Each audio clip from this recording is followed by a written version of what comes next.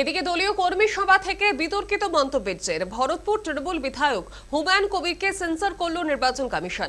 এর আগে ওই মন্তব্যের জন্য হুমায়ুনকে শোকজ করা হয়েছিল, আর সেই শোকজের জবাব সন্তুষ্ট হয় তাকে সেন্সর করার সিদ্ধান্ত নিয়েছে এবার কমিশন।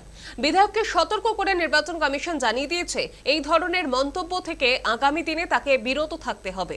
মুর্শিদাবাদের কাজীপাড়া এক দলীয় কর্মী সভায় হুমায়ুন কবিরের এক মন্তব্যকে কেন্দ্র করে বিতর্ক তৈরি হয়েছিল এবং সেই মন্তব্যের প্রেক্ষিতেই এই পদক্ষেপ নিয়েছে এবার নির্বাচন কমিশন।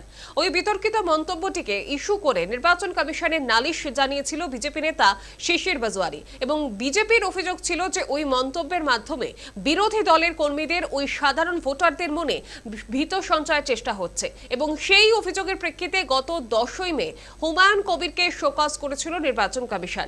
সেদিন কর্মী সভার মন্তব্যের জন্য জবাব তলব করা হয়েছিল তৃণমূলের বিধায়কের থেকে।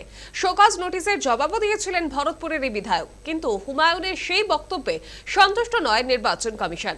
ভরতপুরের তৃণমূল বিধায়ককে সতর্ক করে দিল এবার কমিশন। হুমায়ুনকে ওই মন্তব্যের কড়াভাবে নিন্দা জানিয়ে নির্বাচন কমিশন তাকে সেন্সর করেছে এবং জানিয়ে দিয়েছে যে এই ধরনের মন্তব্য থেকে আগামী দিনে তাকে বিরত থাকতে হবে।